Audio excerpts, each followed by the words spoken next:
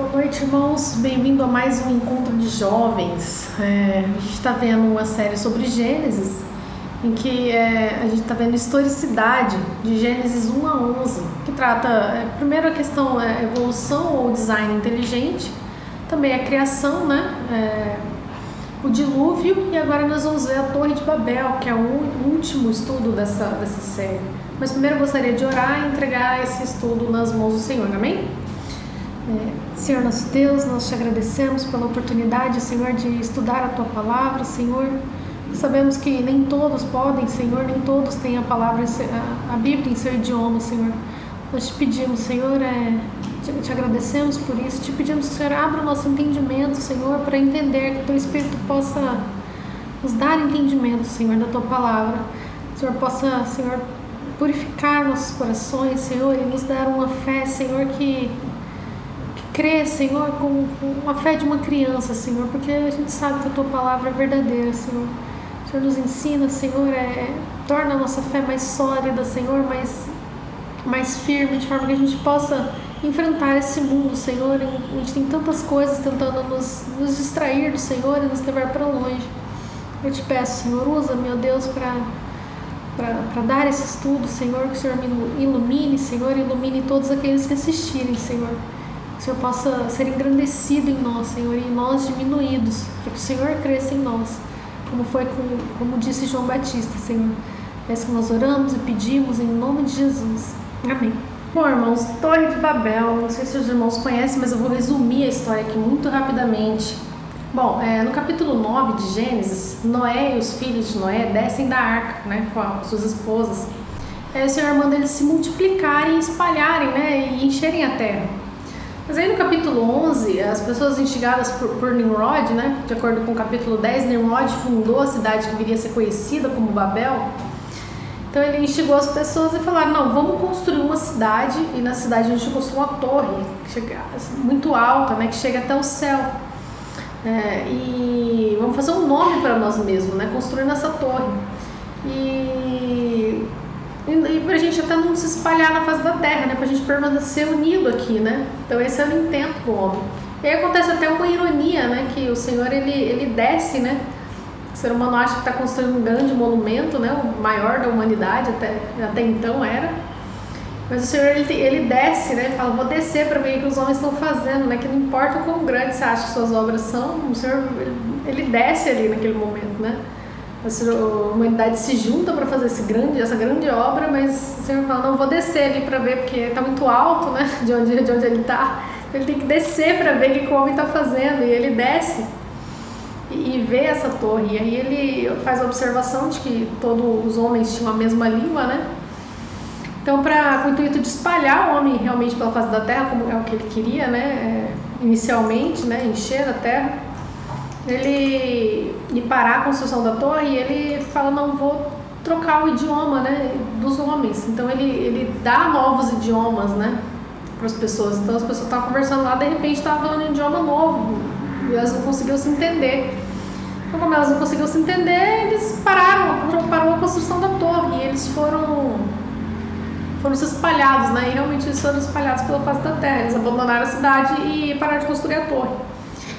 Bom, como eu disse nos estudos anteriores, se esse relato é histórico, por mais que é um momento que novamente em que Deus ele age de forma sobrenatural e muda os rumos da história, se é um evento histórico, e toda a humanidade compartilhou desse evento, então a gente precisa encontrar esse mesmo relato em outras culturas, em outras civilizações, A gente acredita que a palavra de Deus é verdade, então não tem problema, vamos olhar lá fora e encontrar esses relatos, E é o que a gente realmente encontra. Eu separei 3, existem vários, mas eu separei 3 de regiões diferentes, para não dizer que um copiou do outro. Não, é muito mais fácil você explicar por que esses mesmos relatos são encontrados em diferentes partes do planeta, contando a mesma história, dizendo que eles testemunharam essa mesma história, Muito mais fácil do que um foi lá na China, copiou, e eles foram copiando e não faz sentido. Mas fala, não, eles têm esses relatos, são muito parecidos, porque eles viram as mesmas coisas, Eles viram esses mesmos fatos históricos. Então, no México, historiador nativo, Fernando de Alva Cortés Ixitochil, eu não sei se é assim que fala o nome dele, mas é um nome indígena, né? Então são muito difíceis de pronunciar. Mas ele viveu em 1565 e morreu em 1648. Ele atribuiu aos antigos toltecas uma história de que depois que os homens se multiplicaram, após o dilúvio, eles erigiram uma zaqualha ou torre para se preservarem de um segundo dilúvio. Mas então a língua deles foram confundidas e eles foram para diferentes partes da terra. Tem um relato também na Suméria, datado de 2200 a.C., um tablete com escrita cuneiforme, que falava de uma época onde havia harmonia dos idiomas em toda a Suméria, e os cidadãos adoravam o deus Enlil numa língua, o deus Enki, senhor da abundância, e o líder dos deuses mudou a linguagem na sua boca e trouxe confusão a eles. Até então a linguagem dos homens era apenas uma. Na ilha Hao, na Polinésia, Rata e seus 3 filhos sobreviveram a uma grande inundação.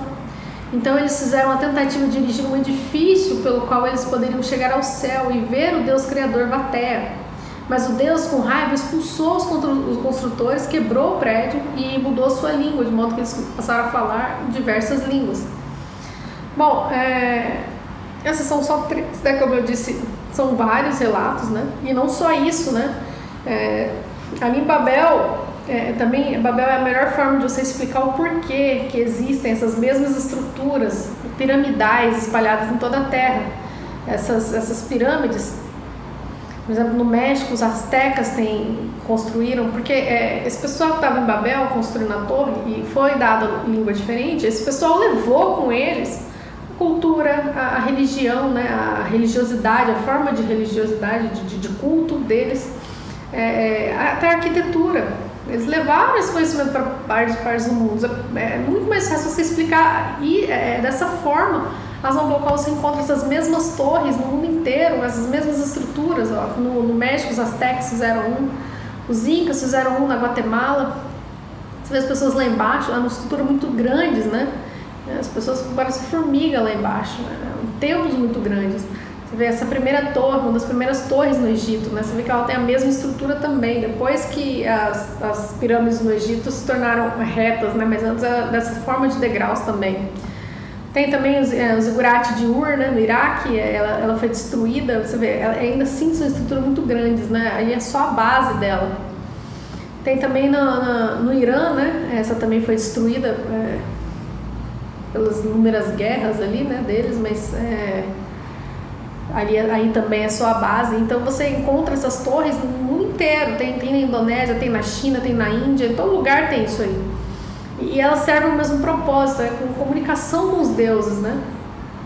Então, de onde eles aprenderam isso, faz muito mais sentido explicar isso a partir da Torre de Babel, que esse povo tinha uma cultura semelhante. Eles foram espalhados e levaram essa cultura para outros lugares, esses conhecimentos que eles tinham, né?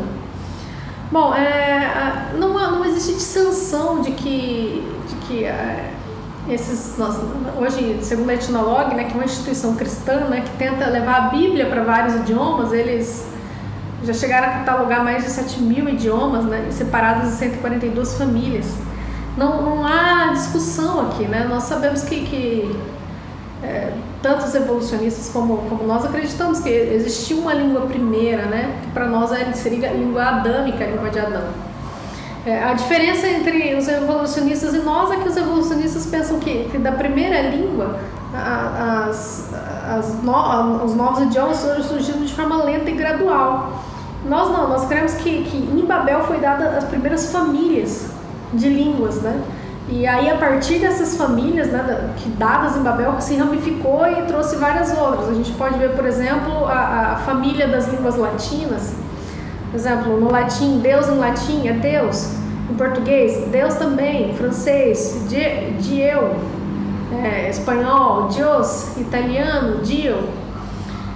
Pegar as línguas germânicas, que é uma diferente família das línguas germânicas, no proto-germânico, Deus é Budan, no inglês, God, no holandês também é God, alemão, Gott, no islandês, Gud. Então, a gente vê que vai voltando atrás, vai formando essas famílias, né, que ramificaram e tornaram fizeram novos idiomas, né?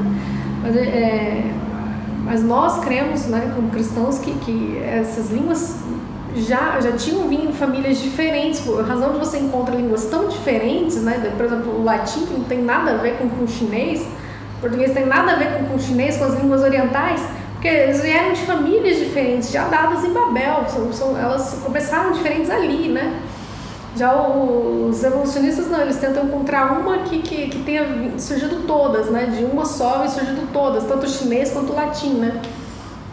Então essa é a diferença, mas a gente sabe que inclusive as 7.000 línguas são separadas em cerca de 142 famílias, né? De onde surgiram essas 7.000, originaram essas 7.000 idiomas. Bom, eu não quero ficar só nisso, porque existe uma grande lição aqui na Torre de Babel também, que eu gostaria de citar.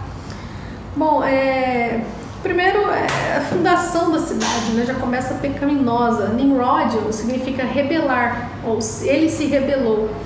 Então, a gente vê ali que o início da cidade já, até pela intenção deles, já nasce pecaminosa, né, desde sua origem. Existem outros relatos sobre Nimrod na história, mas eu quero citar aqui o que o historiador judeu Flávio Joséfo escreveu sobre ele. Flávio Joséfo sobre Nimrod disse: pouco a pouco transformou o estado de coisas numa tirania, sustentando que a única maneira de afastar os homens do temor de Deus era fazê-los continuamente dependentes do seu próprio poder. Ele ameaçou vingar-se de Deus, se este quisesse novamente inundar a terra, porque construiria uma torre mais alta do que poderia ser atingida pela água e vingaria a destruição de seus antepassados. O povo estava ansioso de seguir esse conselho, achando ser escravidão submeter-se a Deus, de modo que empreenderam construir a torre, e ela subiu com rapidez, além de todas as expectativas.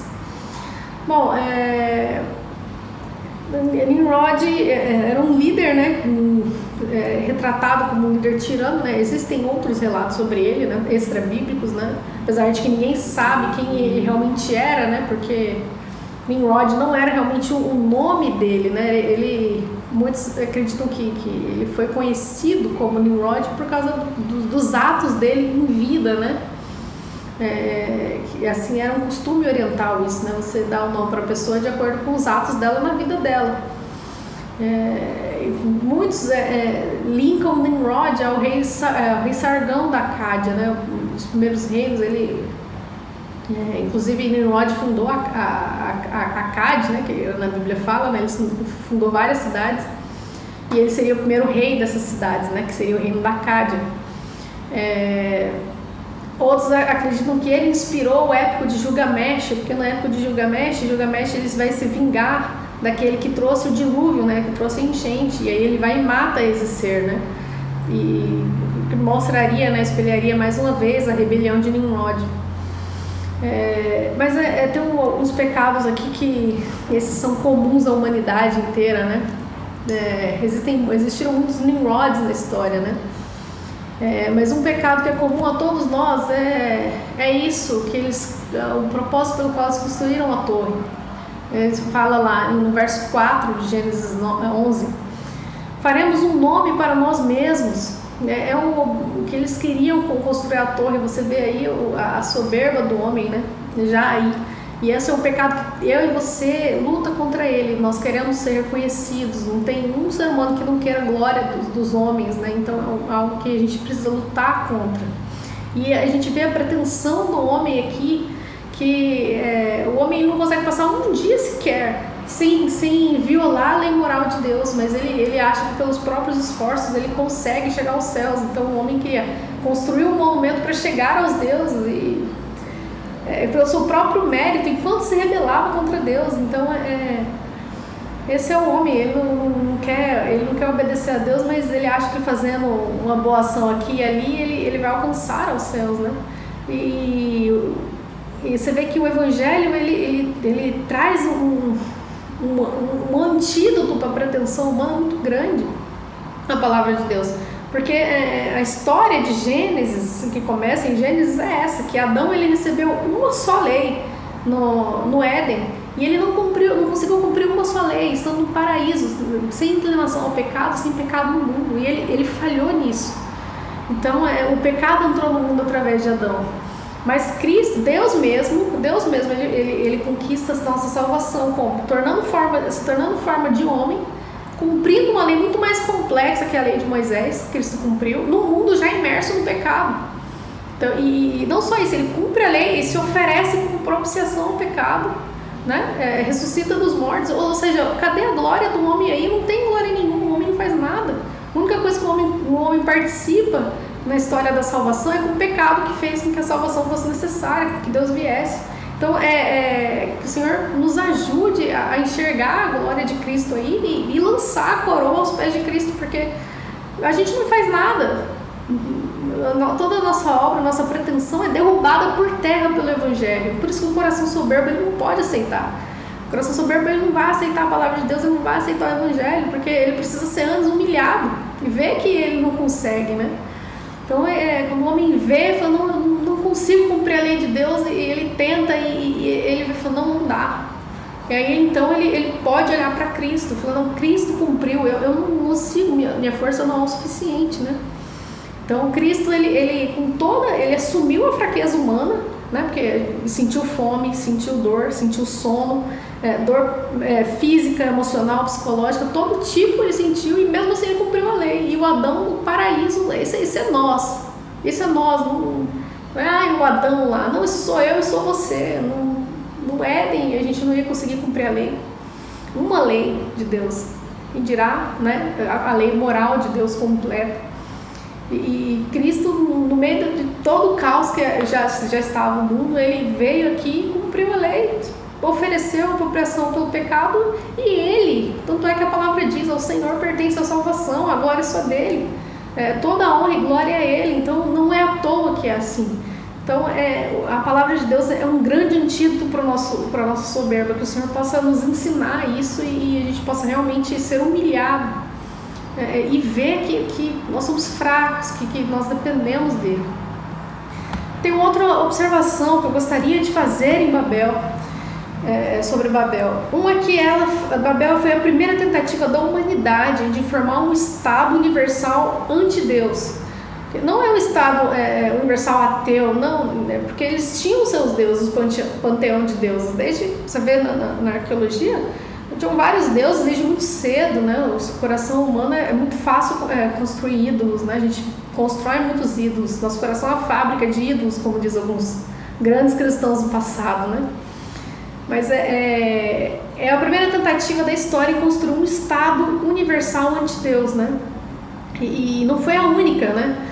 Mais pra frente a gente vê que surgiram outros tiranos na história que tentavam subjugar os povos diante de um só governo. A gente vê na Babilônia, né? Nabucodonosor, ele subjugou vários povos, né? Inclusive Israel, né? E trazia esses povos para ele ser o governante de todos esses povos. Depois veio os Medo-Persas e Roma, né? Todos esses caras tentaram aí governar o mundo inteiro, o mundo conhecido, né? Bom, e a gente vê que em Apocalipse que esse é o destino da humanidade novamente. O espírito de Babel ainda está no mundo, né? E a gente caminha para isso. Só que no final dos tempos o tirano vai ser o anticristo, né? E ele vai ter poder sobre diversas nações. Na Bíblia fala sobre todas as nações e línguas, né? O sistema monetário, o sistema econômico vai ser único, né? O que a gente percebe em Apocalipse, se não me engano, 13. E ele vai promover uma perseguição ao povo de Deus, né? Mas então Cristo vem e o derrota ele e seu governo, derrota o anticristo com um sopro de sua boca. Ou seja, assim como Deus no passado destruiu a Babilônia sem guerra ele derrotou o maior império que tinha, e destruiu, e Cristo virá novamente e vai destruir o anticristo, o seu sistema de governo. Mas a gente vê que o mundo caminha para isso, né? A gente vê, inclusive na minha área, né, contabilidade, a gente muda as normas, tem cada vez mudado para se adequar às normas internacionais, né? A gente vê diversos organismos internacionais buscando essa integração maior, de forma que o mundo fique cada vez mais integrado, né? E tem instituições que são supranacionais, né, que influenciam nos países, e isso vai ser cada vez mais intenso, né?